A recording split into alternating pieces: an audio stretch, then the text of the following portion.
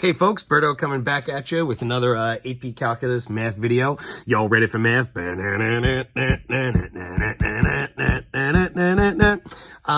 Doing AP review, okay? You guys got 100 things going on, and these problems are difficult, okay? So that's the thing I'm going to say first and foremost, if you tried the homework, and I hope you did. I've been checking views on my YouTube channel. Not quite as high as they were, okay, since we started AP review, so, sometimes I don't check until like 8 o'clock at night, and you guys do your work, sometime around midnight. Whatever it is, make sure that you're working, okay? I understand some of you might have some extra things going on at home. You're extra stressed. I get that. If that's not happening to you, try not to use everything as an excuse to slack off, okay? Focus on your math. It's a great distractor, and you can really do well on this advanced placement exam if you want to put in the work. And it's all about earning points, okay? Just like the 2006 B problem right here from the homework, gave you a nice little two functions represented tably, right? Numerically, velocity and acceleration. Like part A, you got to be getting those points, okay? You have to know that if you integrate the absolute value of velocity, it means total distance traveled. Make sure you got the units there. I put the feet right here, but you could say total distance traveled in feet by the car from t equals 30 to t equals 60 seconds. These are things you want to be able to get full points on. They said they're not going to give you a position, velocity, acceleration problem that involves integrating, only differentiating if it's on there. But this is going to be important for other stuff, okay? So it's important to know how to describe these integrals and things like that. Trapezoidal approximation, 3 subintervals indicated by the data in the table. You should be able to do that, okay? We did that yesterday, okay? I think, actually, this is a Monday video, so we did that on Friday. Anyway, you could just circle this right here. You don't need to do the actual addition. And look, that should be 2 points that everybody can get. And B is the joke of the year. Come on, they actually want you to integrate A of t from 0 to 30. That's somebody's derivative in there. Whose derivative? The answer's derivative. You take the derivative of velocity, you get acceleration back. So look, it's just v of 30 minus v of 0, which you can get straight from the chart. Remember, when you describe a definite integral, which they're going to probably have you do on this advanced placement exam, just because it doesn't have to do with generic physics doesn't mean you're not going to have it. Remember, a definite integral, unless there's an absolute value in there or there's a fraction out front, remember, a fraction out front is really average value. That won't be on your AP exam. Absolute value in there is a total distance traveled type of thing, which I don't think is going to be on your exam either. But whenever you integrate anything else, okay, you always want to say the change in, okay, and it's the change in whenever you just integrated the derivative of. Acceleration is the derivative of velocity, so it represents the rate at which velocity changes. If you integrate the rate at which velocity changes, you get the change in velocity. You could even say change in velocity. I said cars change in velocity, it's the same exact thing. You want to put units, it's feet per second. I put it here because it's a velocity. If acceleration is feet per second squared, we know velocity is feet per second. And then you want to put in those units for the bounds as well. Very doable right there to pick up 4 points. And by the way, if you're a 3, you're already done with this problem. But C is actually pretty easy too. It's just not so easy to identify. They want to know if there's a place t where v of t must equal -5. And they do actually tell you that velocity is a continuous function, which is important, because if it is a continuous function, that means to get from one y value to another y value, it's got to take on all y values in between. That's the intermediate value theorem. Whenever they're trying to tell you that a y value must equal something, think the intermediate value theorem, okay? And you can see, look, between 0 and 60, this thing starts at a y value of -10, ends at a y value of 10. It's got to pass through a y value of -5 somewhere on the way. So C is actually a lot more doable than you might think. You could have 6 points right there, which means you're at almost like a 5. You're doing great. D is rough, okay? Seriously, because you might be thinking it's the intermediate value theorem, okay? Remember, they do tell you that acceleration is continuous. They want to know if there has to be a place where acceleration is equal to 0. A lot of people are going to say no, because they're going to say the lowest y value you have is 1, the highest y value is a 5. You're not going to pass through 0 to get from 1 to 5. What this really is, though, is this is really the mean value theorem in disguise. If they want you to show that a y value has to be equal to something, that's the intermediate value theorem. But if they start talking about a slope equal to something, that's the mean value theorem, okay? And it's not so easy because it's kind of hidden here. And the mean value theorem, remember, says if a function is continuous and very good. Differentiable, there must be at least one constant between the two x values of the endpoints that you're actually investigating, such that the slope of the tangent line equals the slope of the secant line. Okay, a lot of times we say f prime of c equals f of b minus f of a, over b minus a, okay? A place where the instantaneous rate of change is equal to the average rate of change. This is not so easy because, you're dealing with velocity here. You want to know the derivative velocity is equal to 0. Is velocity continuous and differentiable? Well, they tell you velocity is continuous. They don't say it's differentiable, but they tell you acceleration is continuous. And if acceleration is continuous, okay, that means that velocity is going to be differentiable, okay? There's not going to be a place where the actual y value of acceleration doesn't exist if it's continuous. Remember, the y values of acceleration represent the slopes of velocity. Not so easy to understand. And then you got to find a place, it's actually Rolle's theorem here, where the derivative is equal to 0. So you got to find a place where the slope of the secant line is equal to 0. So you actually have to find y values that match up on the chart right here so that you end up getting a slope of 0. It's actually Rolle's theorem because v of 0 is equal to, v of 25. F of A is equal to F of B, which is a way that we've said it in the past. Okay, so here, because, a velocity is continuous and differentiable, it's got to be a place where the slope of the tangent line equals the slope of the secant line, and the slope of the secant line from 0 to 25 is equal to 0. So there has to be a place where acceleration is equal to 0. It's rough. I get it. You're not really supposed to get that right. Some people are, okay, but the idea is that, even the best of you, there's a great chance you're not going to get everything right on the AP exam, which is totally normal. It's not an exam that's engineered for you to get everything right. So really, I wouldn't worry so much about part D. You could chalk that up as an L. Anyway, something to be prepared for. You could see stuff like that in the AP exam. Try to think when they want a y value equal to something, think intermediate value theorem. If they want a slope equal to something, think mean value theorem. They won't always hide it the way they did. The other homework problem was way filthier. Seriously, 2010, you'll see all the 2010 problems pretty rough as far as the AP exam is concerned. I'd say 2010 was the toughest part 2 I'd ever seen until a little coffee last year. Okay, it was a pretty rough part 2. You guys are the enigma, right? What's going to happen on your part 2? We'll try to get a little bit more, concise on it as we get toward the end of the review. But look, I told you, the College Board, right? Their icon is an acorn. Okay, we always talk about, squirrels getting squirrely. Will you look at this problem? A squirrel. I'm telling you, it's a conspiracy. Starts at building A. What a great name for a building. At time t equals 0, travels along a straight horizontal wire connected to building B. So he's going forward and backward, okay, between the two buildings, unidimensional motion. They give you the graph of velocity here, very important. Once again, no calculator. Make sure you pay attention to that. Your AP problems are supposed to be done with no calculator, but you'll be able to have the calculator with you. So it's going to be interesting to see what they do. But they want to know at what times t does the squirrel change direction. This is a joke, okay? If something changes direction when its velocity equals 0 and changes sign. And look, you want to find out information about velocity, right? When is it positive? When is it negative? When is it equal to 0? That's where I draw the line. The V line, okay? And you're telling me I want to draw the line for the graph that I'm given. That's when you check above and below. So part A is actually a problem that everybody could do. Make sure you say velocity is equal to 0 and change your sign. They want you to consider those critical points as always. That's 2 points right there. Part B could be the toughest part of this problem. When is the squirrel farthest from the building? That means that positions at a maximum, and you can see the maximums are at 9 and 18. Then you got to figure out how far away from the point of the origin that the squirrel is actually at. You want the change in position, okay? You could talk about total distance traveled here. Do we want to talk about total distance traveled? No, because it just takes into account when is it furthest away. So you don't have to worry about that. You just have to worry about where it is at any given instant. That's displacement, okay, the actual change in position. So we integrate the rate at which position changes. We integrate velocity to get that. And usually you got to worry about an initial condition. It was hidden here. They told you the squirrel starts at building A. So its distance from building A starts out to be 0.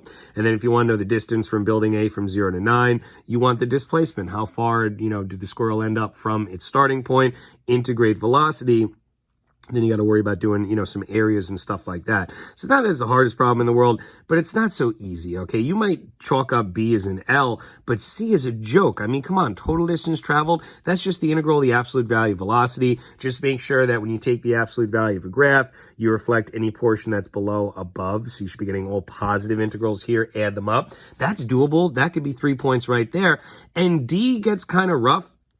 but not to pick up at least 1 point, from 7 to 10, they want expressions for acceleration, velocity, and distance. Well, this is velocity from 7 to 10, and acceleration is just the slope of velocity, okay? And you can see that here, you actually end up going down, from a y value of 20 to a y value of negative 10, so you go down 30, and then you move to the right 3, okay? Negative 30 divided by 3 is going to be that negative 10 that we have right here. So that should actually be very doable. Velocity is just the equation of this line, which means first you need the slope of the line, which we know is equal to negative 10. We just got that. Then you want to get the y-intercept of the line. Remember, to get b, we plug in a y equals mx plus b, replace everything but the b.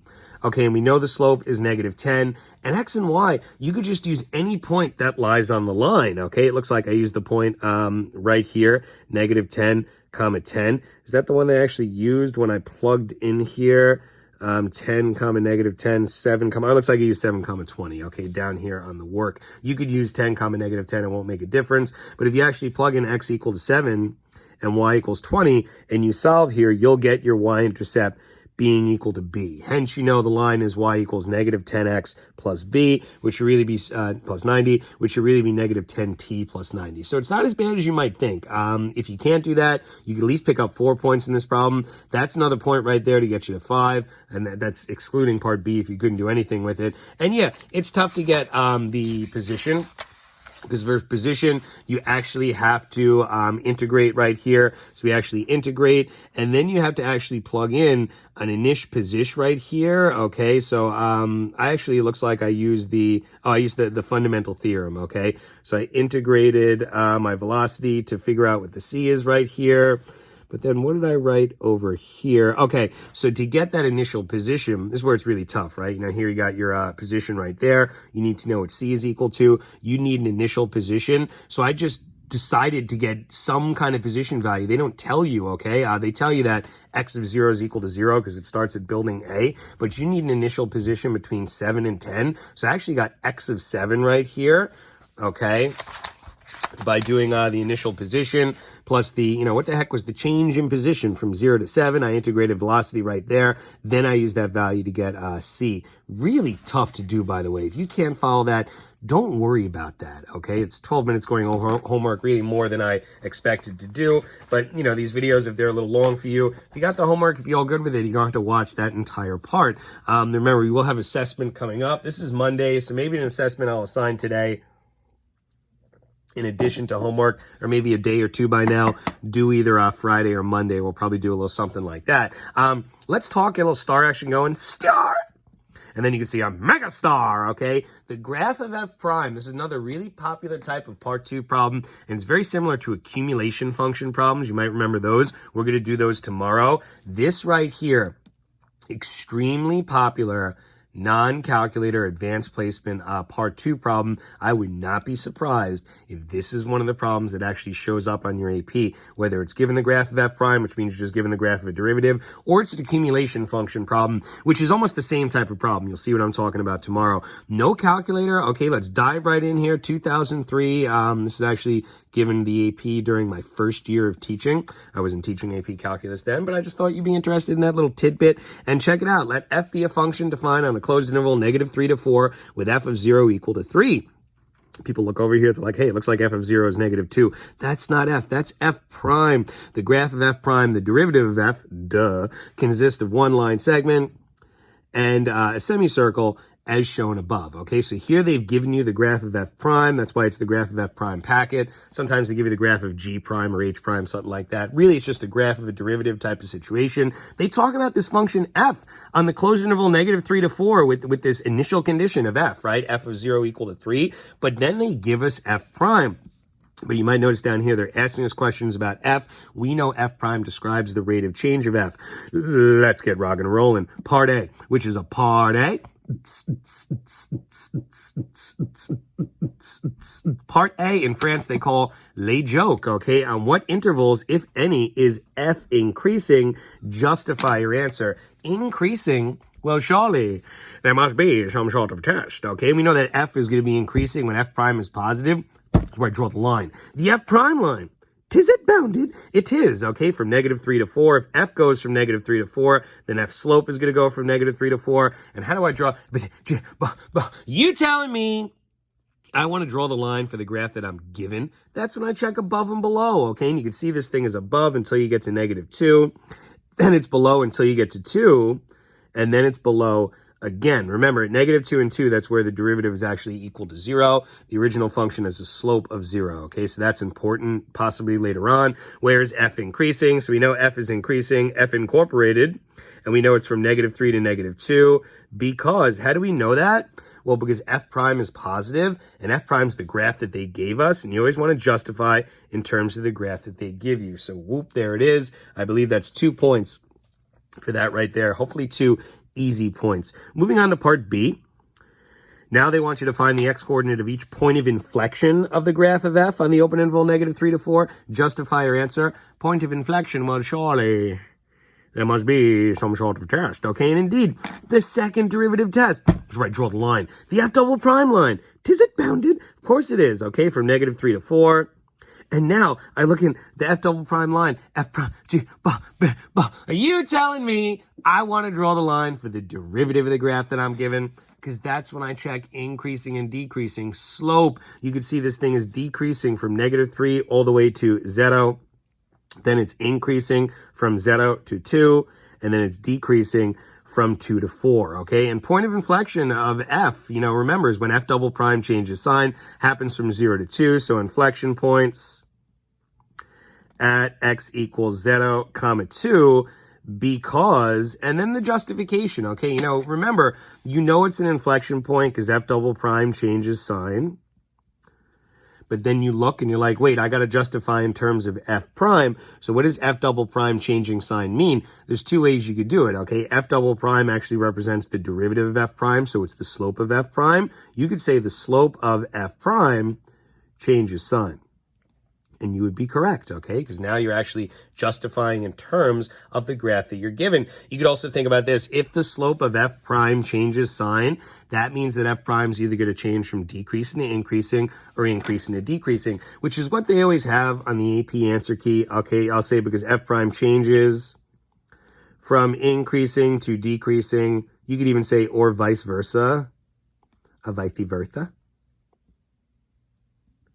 Am I even writing here? Vice versa. So either way, you'd be okay as long as you justify in terms of f prime. This is normally what they have written down. And I know the justifications are tough. People are like, how am I supposed to know how to justify these things? Well, look, what happens to f prime at 0 and 2? At 0, you can see it changes from decreasing to increasing, and at 2, it changes from increasing to decreasing. So you couldn't see that at all. At 0, it changes from decreasing to increasing, and at 2, it changes from increasing to decreasing. So if you want to justify appropriately, if all else fails, just look at the graph and be like, what the heck is it doing at these values? And that's normally the justification. Part C, here's an oldie but goodie. Find an equation for the line tangent to the graph of f at the point 0, 3. Equation of the tangent line. This is my bread and butter. Peanut butter. Okay, find an equation for the line tangent. First, we need the slope of the line tangent. Slope of the tangent line. Take the derivative. F is the original, right? The equation line tangent to f. So I want f prime of, and people are like, well, what's the x value? 0. It's right here. They didn't give us f. How am I going to take a derivative and plug in 0? They gave you the graph of f prime. You just want the y value that corresponds to an x value of 0 in the graph of f prime. That's going to be -2. And that's the slope y'all looking for. Second, we want to know what b is equal to. And that's when you plug in a y equals mx plus b. Replace everything but the b. Stung me. I know m is -2, x is 0, and y is 3 for crying out math. This is spoon feed central right here, okay? We know over here that b is equal to 3, and therefore, even though there are 3 dots, y is equal to -2x plus 3. And I think you could do A, B, and C. Maybe I'm crazy. I'm just a teacher who's confident in his students' abilities. But if you could do A, B, and C right there, you got 5 points, folks. You're in 4 territory. And let's go to part D. We haven't even looked at it yet. Well, it's probably impossible. Don't say that, okay? And Austin, that's a terrible voice for you to use. Come on, Anyway, hey, part D. F of Austin's probably asleep right now. F of -3 we want to find. We also want to find F of 4. Show the work that leads to your answers. And people are like, how am I supposed to find f of -3? Well, think about it. you can find a function evaluated at any x value as long as you know the function evaluated at some other x value and the rate at which the function changes. FTC in the place to be. Yo, come on. I mean, maybe you'll go to St. John's University, right? Good place, good school. It's the fundamental theorem of calculus. I never did that rhyme in class, but man, am I going to blow that up next year. Hey, start with that inish condish, f of 0. Then you're like, I want to know what the heck was the change in f? How did f change from x equals 0 to x equals -3? So to figure out the change in f, we integrate the rate at which f changes, okay? And we want to know the change starting at 0, ending at -3. It's very doable. You can all do this. We know f of 0 is equal to 3. People are like, how am I supposed to get the integral from 0 to -3 of f prime of x with respect to x? Here's the graph, y'all. Integrating from 0 to -3. Just being careful here. Two regions, right? Areas that we got to get. The area of this triangle and the area of this triangle. They're both right triangles. The area is going to be 1/2 times leg times leg. Here the legs are 2 and 2, right? So 1/2 times 2 is going to be 2.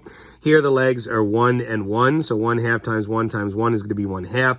Just be careful. Integrating backward, right? 0 to -3, the regions below. Positive integral, +2. And then integrating backward, the regions above. Negative integral, -1/2. Okay, so really, it looks weird the way I wrote it. That minus sign, make sure it looks like a minus sign. Okay, so 3 plus 2 minus 1/2. And that's our answer right there, okay? It's going to be 5 minus a half, which is 4.5, but you don't need to bother with that. You could just box it in. Not so terrible to do. The next one becomes a little bit more, butterly interesting. I mean, marginally interesting. Here we got f of 4. 4, which is what you scream when swinging a golf club, to warn people of incoming projectiles, except Harrington. He doesn't even scream it. He just hits the golf ball. Remember, he's a monster. Okay, so f of 4, I know f of 0. Okay, plus now, what the heck was the change in f from 0 to 4? Little FTC in the place to be. I go to St. John's University. Okay, so here, now f of 0 we still know is 3. The integral from 0 to 4 is kind of cool, because you're integrating forward, which people like, but it's weird, right? There are two regions. This region right here between the function and the x-axis, and this region right here. People are like, how the heck am I supposed to get the area of that? Well, what you could do is old school, kind of middle school math here. Get the area of this big rectangle, and then subtract from it the area of the semicircle. It's very doable, okay? So this area here is really going to be the area of the rectangle, which is 4 by 2, so that's going to be 4 times 2 is 8, minus the area of the semicircle. People are like, how do I get the area of a semicircle? 1/2 pi r squared.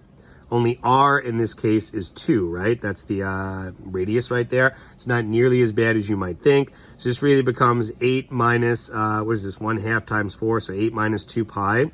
But something you do need to be careful of is that we're integrating forward the regions below. So our area is 8 minus 2 pi. Our integral is going to be negative, and that's -8 plus 2 pi. You need to negate the whole binomial by distributing a negative, and then you can put that right here. 3 plus, instead of -8 plus 2 pi, I'll put 2 pi minus 8. And you could even leave it like that right there, or say 2 pi minus 5 if you want to for the answer. Really up to you. This is a 9 out of 9 possibility. It really is. You might not think that now, especially toward the beginning of AP review and with all the things that are going on, people start freaking out. But keep working. Eventually, you will get into a groove. Trust me. And this is a great chance for you guys to do well in this AP exam. They're shortening it. They're going to be cognizant of people's struggles during this difficult time. You got a great chance to do well. As long as everything going on with you at home as well. Okay, remember, that's the priority. You and your family being safe. Don't put a lot of pressure on you, but don't just sit there and stare into space if you could be doing work. 2013, the year Mr. Berto lost his freedom. Got married, sorry. Right here, we got another problem. No calculator. A lot more recent than you might think here. The figure above shows the graph of f prime, the derivative of a twice differentiable function f, so f prime exists and f double prime exists on the closed interval 0 to 8. The graph of f prime has horizontal tangents at x equals 1, x equals 3, and x equals 5. You can ascertain those with the naked eye, but they're telling you anyway. The areas, the regions between the graph of f prime and the x-axis are labeled, so that could certainly become interesting and useful. And then they give you a little inish condish for f right there, right? The point 8, 4 lies on the function f, and they ask you a whole lot of questions about f, but they don't give you f, they give you f prime. Let's have some fun. Part A. Find all values of x on the open interval for which the function f has a local minimum. Justify your answer. I mean, local minimum, come on. Surely there must be some sort of test. Draw that f prime line from 0 up to what I love to do, 8. Actually, that's the past tense of eating, so that's the worst thing in the world, you know, because it's after you eat. Anyway, so, now I want to draw the line for the graph that I'm given. Check above and below. It starts above until you get to 1. Then it's actually on, right? That's a place where f prime is equal to 0. That's important. Then it's going to be above again until you get to what? 4 over here. And then it's going to be below until you get to 6.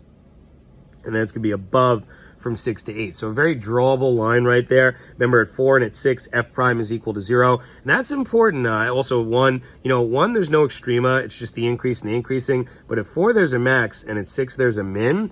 And they want to know where it has a local min. Notice they also said open interval. If you want to know absolute min, you'd be checking the endpoints. Here, there is a min at 0, right? It starts, then it increases. Here it increases, then stops at 8, so that's a max. But remember, this said the open interval. They'll never ask you about local or relative extrema at an endpoint, okay? So here you just got to worry about, and they usually say relative minimum. Here they said local minimum, local min.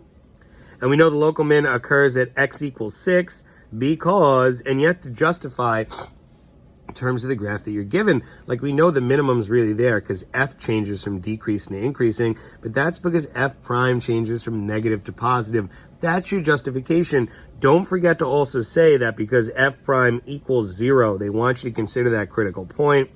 N changes from negative to positive. Something that we've done a lot before, so you should feel pretty good about that and be able to pick up that only 1 point. There was only 1 point for this right here, okay? They started to wise up over the years, so if you got the wrong justification, you get nothing, all right? So be careful with stuff like that. Taking a look at part B. Now they want you to determine the absolute minimum. It's no local minimum anymore, Dorothy. The absolute minimum of f on the closed interval, absolutely. For absolute extrema, they'll have you considering endpoints. Justify your answer. Well, we know we have mins, okay? So we know we got mins. And one min we just did, right, is at 6, comma. But now we want to find the absolute min, so we want to know what the y value is. Always plug into the original. It's the min of f, so 6, comma, f of 6. And don't forget we have that other min at 0, comma, f of 0. So look, we got to get these y values. We have to get f of 6, and we have to get f of 0. Let's start with f of 6, okay? Remember, as long as you know, if you want a function evaluated at any x value, as long as you know the function evaluated at another x value, and the rate at which the function changes, you could use the FTC in the place to be, the fundamental theorem of calculus. Let's start with f of 8.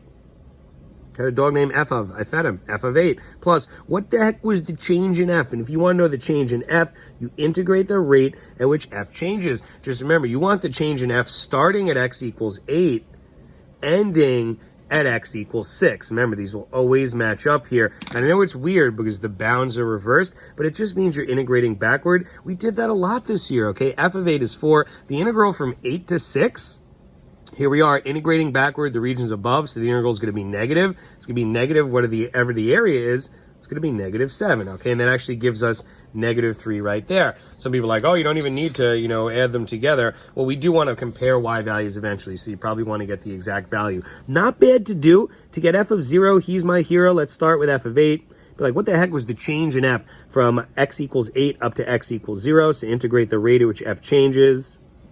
And here you're going to see we end up with f of 8 is 4. Integrate from 8 to 0, going all the way back this way. Integrating backward, first the regions above, so a negative 7. Integrating the backward, the regions below, a positive 3. Integrating backward, the regions above, negative 6. Integrating backward, the regions above, negative 2. So negative 6, negative 2. And you want this value. 4 and negative 7 is going to be your negative 3. That's just this answer right here. Plus 3 is 0. Negative 6 minus 2. Had a dog named Negative. I fed him. Negative 8. Here, boy. And now you want to compare the two y values. And you can see this is the lower y value. So, the absolute min. Absolute min. Do they want the absolute minimum value? They do. Sometimes they just want the x value of the absolute min. First, we're always going to say where it is anyway. Remember, where x values tell you where, y values tell you what. So absolute min at x equals 0, because you got to say the x value because that's where your justification is going to come from, because negative 8 is less than negative 3. The cute way to say it is that f of 0 is less than f of 6. Okay, so that's something you should be able to do. Absolute extrema, you want to compare y values right there. And then they actually want that min value. And remember, they just want the min value of the function f. A function always represents y values. Okay, so the minimum y value that we got was that -8 right there. That's really the f of 0 that they're looking for. So not as bad as you might actually think. I'm actually looking at my answer key right now. My answer key just actually says where the absolute minimum value is. It doesn't actually identify the absolute minimum value. I got to change that, okay? I'm a human. Obviously, I made a mistake there. I just forgot to complete the problem, but I actually have the minimum value written down. Maybe I would have gotten some pity points anyway. No, make sure you answer the question, okay? So that's going to happen. My apologies for that. Maybe you're not watching the videos and you're like, Berto made a mistake, but I just rectified the mistake on the video. If you're not watching the video, how do you know? Moral of the story, watch the video. Part C. What intervals contained from 0 to 8 is the graph of f both concave down and increasing? Wow, little double entente here. Double entendre? I don't know how to say that. McNearney and Hannah are probably laughing at me. Determine the absolute minimum. That was part B. C, I'm all distracted. Where the graph of f is concave down and increasing, you already know where f is increasing, okay? Surely there must be some sort of test that we already did, but if you want to know about concave down, that's the second derivative test. I want that f double prime line. 'Tis bounded from 0 to 8.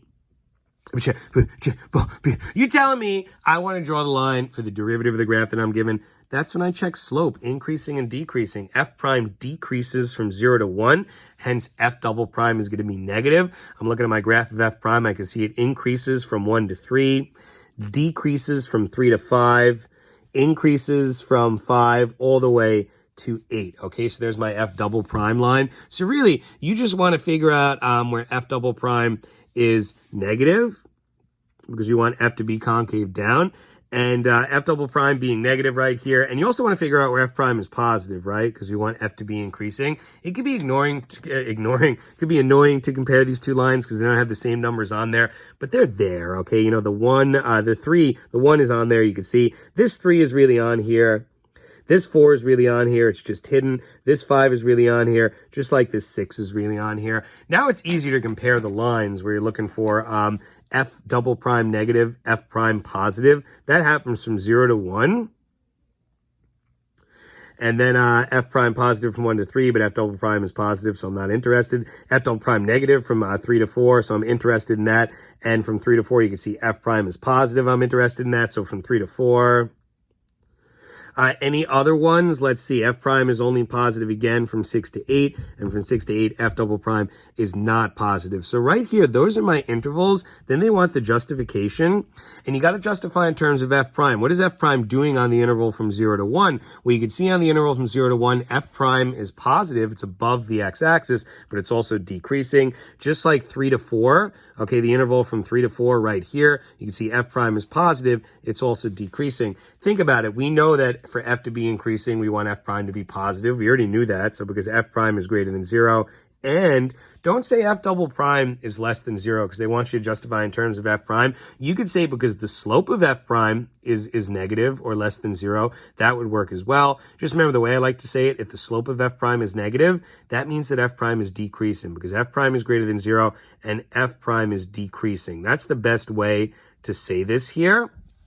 And also, you don't need to even draw this line. If you could just do that beforehand, be like, oh, f is concave down, so f double prime is negative, which means f prime is decreasing, and f is increasing, which means f prime is positive. You just want to look for places on the graph where f prime is positive and decreasing. So where is it? Above the x-axis and decreasing, and that's from 0 to 1 and from 3 to 4. So you didn't need to do this extra work. If you could really speed things up here. So things to think about.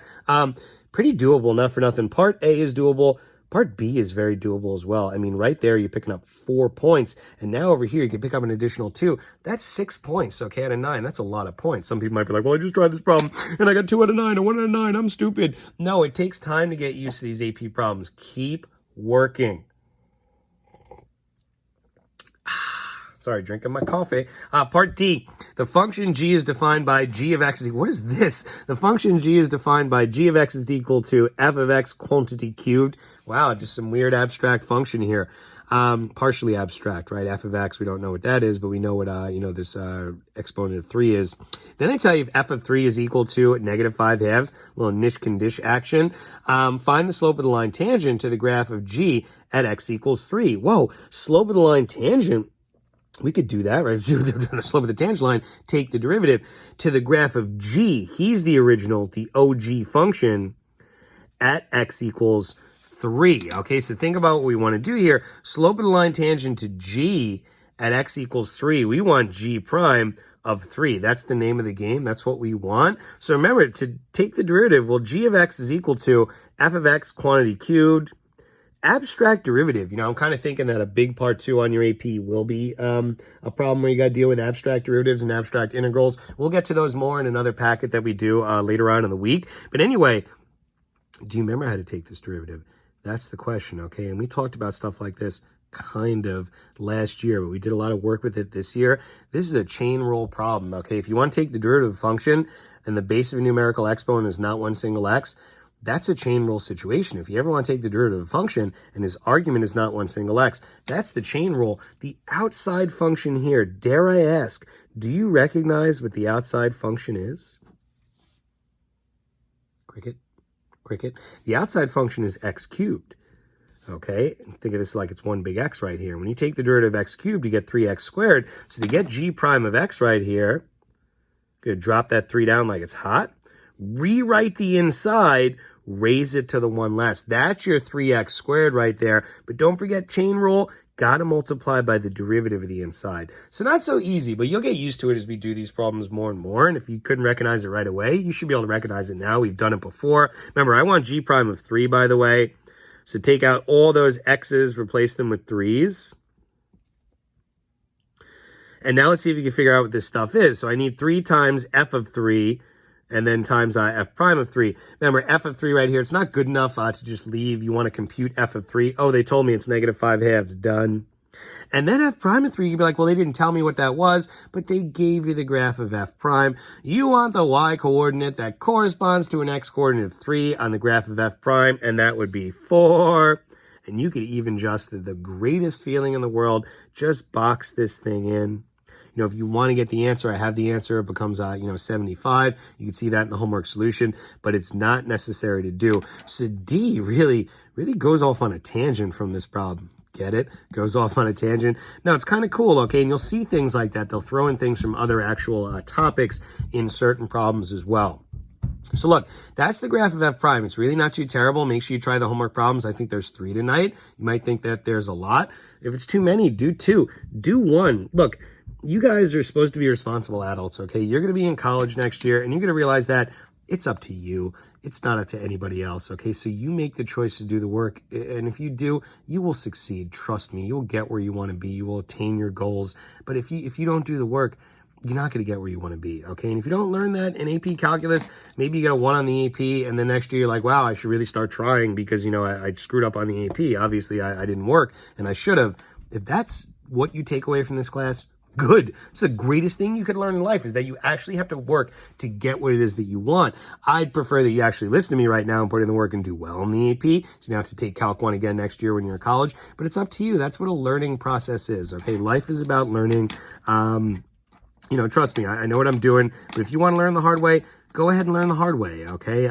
This class is not about AP results. It's about you maturing and actually being educated, but it sure is nice after going through this class all year, partially virtually, to actually, get a good grade on the AP as well. Anyway, keep rocking and rolling, okay? Throw me a reminder, an email if you don't know what the heck is going on. If you're struggling during AP review, it's very common, but keep working. That's what we want to do. And also, of primary importance, stay home, stay safe, okay? And I hope that you're doing well and that your family is doing well. Reach out to me if you want to. But for now, another break between YouTube videos. This is Abe, Mr. Berto, AP Calculus, saying adios, y'all.